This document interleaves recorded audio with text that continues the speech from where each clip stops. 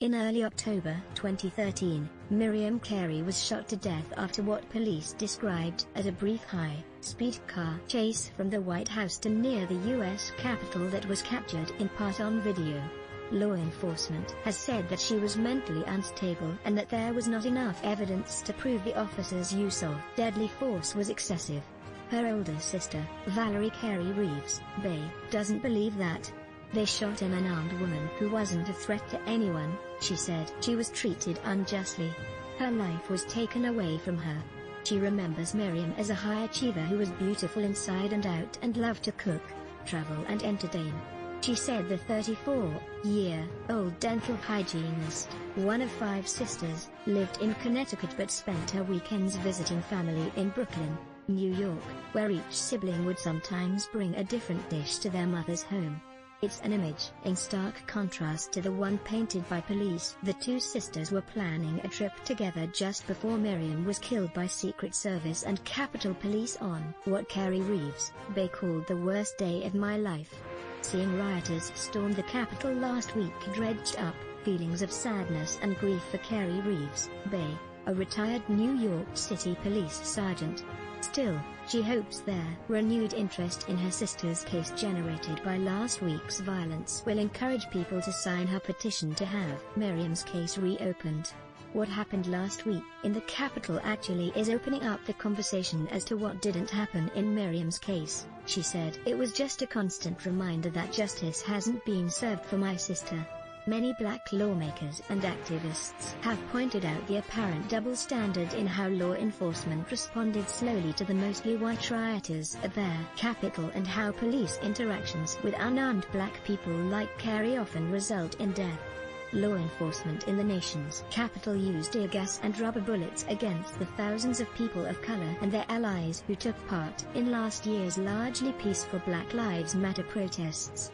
But police were notably absent when thousands of President Donald Trump's supporters broke into the Capitol building, forcing lawmakers and staff to shelter in place. Double standard. Biden, black lawmakers and activists decry police response to attack on U.S. Capitol. Carey Reeves, Bay, and her lawyer, Eric Sanders, pointed out that a number of people have driven into security barriers at the White House in recent years and were taken into police custody. All of them were white except Miriam Carey, and she was the only one that had weapons drawn, discharged, he said. Those are direct comparatives. Carey's 7-minute car chase began on October 3, 2013, when she drove her black Infiniti into a White House checkpoint where she encountered 2 Secret Service officers, according to a release from the U.S. Attorney's Office for the District of Columbia. She turned the car around, striking an officer who was trying to block her path with a bike rack. She drove down Pennsylvania Avenue at speeds of 40 to 80 miles per hour, then drove into one of the traffic circles in front of the Capitol, where police blocked her exit, authorities say. She put the car in reverse, rammed into a police car behind her, then drove forward onto the sidewalk, where 2 Secret Service officers and a Capitol Police officer fired at her but missed. Carey drove a few blocks away near Senate and House office buildings, where 2 officers fired 9 rounds each at her and her vehicle crashed into a kiosk. She was taken to a hospital, where she was pronounced dead. Her daughter, who was 1 at the time, was in the car but was not seriously hurt. A Capitol Police officer was also injured. Sanders, the lawyer for Carey's family, disputed the police account. He said Carey did not run over a police officer or a gate and was not speeding or driving recklessly. Although family members said at the time that Carey had dealt with postpartum depression, Sanders said that there was no evidence to support that claim and that Carey was mentally stable. Officers such as those in the Capitol Police and the Secret Service who work near secure areas are on alert for terrorist threats, which may have factored into their decision to use deadly force, said Maria Haberfeld, a professor at John Jay College of Criminal Justice in New York. The aim is to eliminate the threat, and what is the most effective way to eliminate the threat? Shoot the driver, she said. That's how police officers are trained.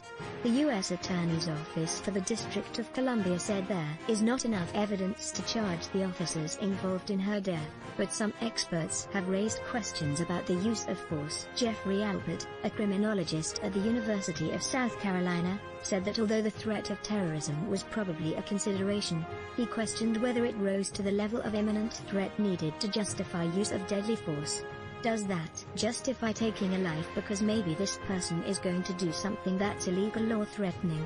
He asked if she weren't near the White House or a target, a national security issue, would the police have been justified in shooting her vehicle? Probably not. Sanders said Carey's daughter, who is now 8, will be able to bring civil action against law enforcement when she becomes an adult, and the family hopes to revive the criminal charges now. We're interested in two things: transparency, having these police officers be held accountable for what happened to Miriam Carey, and ultimately if there is a civil action for compensation, he said. For now, Carey Reeves Bay is organizing a butterfly release for her sister's birthday in August, which will likely take place in Brooklyn in front of Black Lives Matter mural that bears her name. She, too, is still fighting for answers to why her sister was killed. We want the case to be reopened and fully and transparently investigated, she said. Contributing, The Associated Press. Follow NDEA Yancy Bragg on Twitter, @NDEA Yancy Bragg.